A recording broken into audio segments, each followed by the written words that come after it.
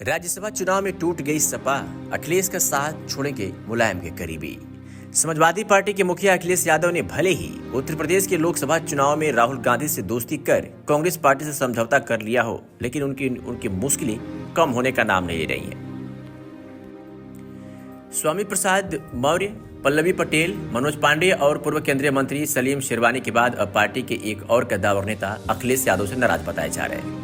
नाराजगी का आलम यह है कि यह नेता जल्द ही समाजवादी पार्टी से नाता तोड़कर नया सियासी ठिकाना तलाशने की तैयारी में है। नाराज रेवती रमन सिंह 8 बार के विधायक और 3 बार सांसद रह चुके हैं। प्रयागराज के रहने वाले रेवती रमन सिंह मुलायम सिंह यादव के बेहद करीबी माने जाते रहे हैं। वह यूपी सरकार में कई बार मंत्री और समाजवादी पार्टी में महासचिव भी रहे हैं। रेवती रमन सिंह और उनके पूर्व मंत्री बेटे उज्जवल रमन सिंह पार्टी में पिछले कुछ दिनों से खुद को अलग थलग महसूस कर रहे हैं। अखिलेश यादव ने पहले रेवती रमन सिंह को महासचिव पद से हटाया, उसके बाद राज्यसभा चुनाव में भी उन्हें उम्मीदवार नहीं बनाया। रही सही कसर अखिलेश यादव द्वारा इलाहाबाद लोकसभा सीट समझौते में कांग्रेस के लिए छोड़े जाने वाले फैसले ने पूरी कर दी। रेवती रमन सिंह लोकसभा चुनाव में इलाहाबाद संसदीय सीट से अपने बेटे और यूपी सरकार के पूर्व मंत्री उज्जवल रमन सिंह को मैदान में उतारने की तैयारी में थे। सूत्रों के मुताबिक रेवती रमन सिंह और उनका परिवार अखिलेश यादव से इस कदर नाराज है कि उन्होंने अब पार्टी छोड़ने की तैयारी कर ली है। अगले 2 हफ्तों में इसका औपचारिक तौर पर ऐलान हो सकता है। हालांकि नए सियासी ठिकाने को लेकर अंदर खाने अभी से खिचड़ी पकने लगी है।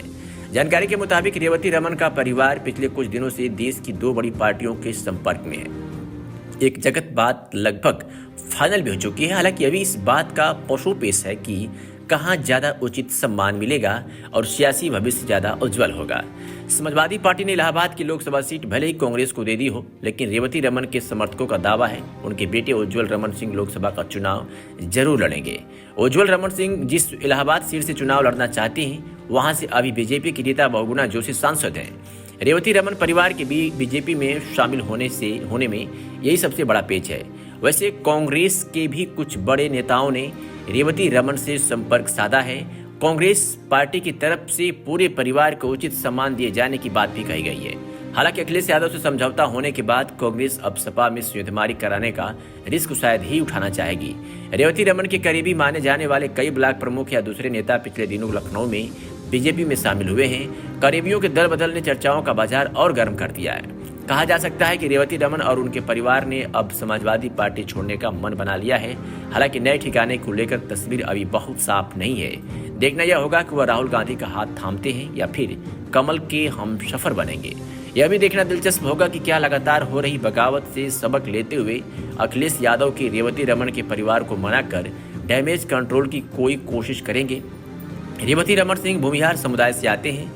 इस वर्ग के वोटरों में पूर्वांचल से लेकर बुंदेलखंड तक उनकी मजबूत पैठ मानी जाती है। वह प्रयागराज की करछना सीट से 8 बार विधायक रहे हैं। 2004 के लोकसभा चुनाव में वह बीजेपी के दिग्गज नेता मुरली मनोहर जोशी को हराकर पहली बार सांसद बने थे। 2009 में वह लगातार दूसरी बार सांसद चुने गए थे।